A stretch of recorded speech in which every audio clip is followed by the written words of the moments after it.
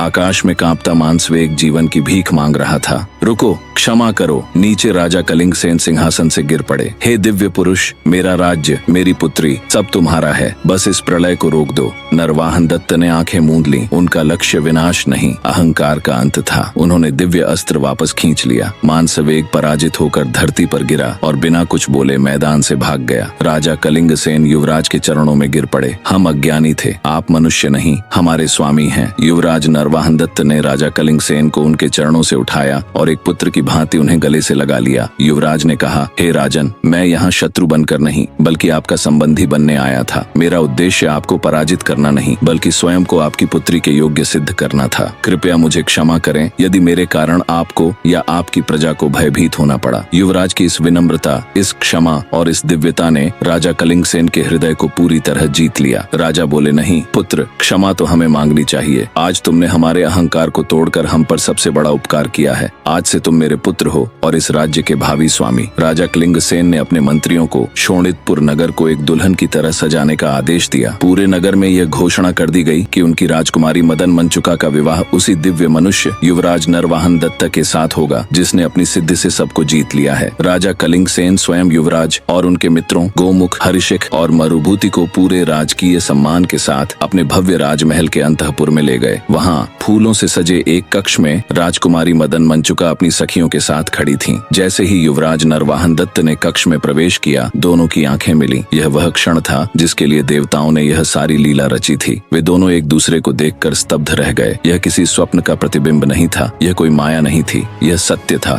नरवाहन दत्त को स्मरण हो आया कि वे कामदेव हैं और मदन मंचुका को स्मरण हो आया कि वे उनकी शाश्वत संगिनी रति हैं। शिव जी के श्राप के कारण बिछड़े दो दिव्य प्रेमी आज जन्मों के बाद पृथ्वी और आकाश के संधि स्थल पर एक विद्याधर के महल में पुनः एक हो रहे थे। राजकुमारी मदन मंचुका ने लज्जा और आनंद के आंसुओं के साथ आगे बढ़कर युवराज के चरणों में पुष्प अर्पित किए और युवराज ने उन्हें उठाकर अपने हृदय से लगा लिया। शुभ मुहूर्त में पूरे विद्याधर लोक के साक्षी में शोणितपुर नगर में एक ऐसा भव्य और दिव्य विवाह संपन्न हुआ जैसा न पहले कभी किसी ने देखा था न सुना था। मनुष्यों के राजकुमार और विद्याधरों की राजकुमारी का यह विवाह दो लोकों का मिलन था। देवताओं ने आकाश से पुष्प वर्षा की, गंधर्वों ने मंगल गान गाए और अप्सराओं ने नृत्य किया। राजा कलिंगसेन ने अपनी पुत्री का हाथ युवराज के हाथ में देते हुए कहा, पुत्र, आज से यह मेरी पुत्री ही नहीं बल्कि विद्याधर लोक का गौरव और सम्मान भी तुम्हारे हाथ में है। युवराज नरवाहन दत्त ने उन्हें वचन दिया कि वे इस संबंध की मर्यादा सदैव बनाए रखेंगे। इस प्रकार एक स्वप्न से आरंभ हुई एक असंभव प्रेम कहानी एक घोर तपस्या और एक भयंकर युद्ध के बाद अपने सुखद अंत तक पहुंची।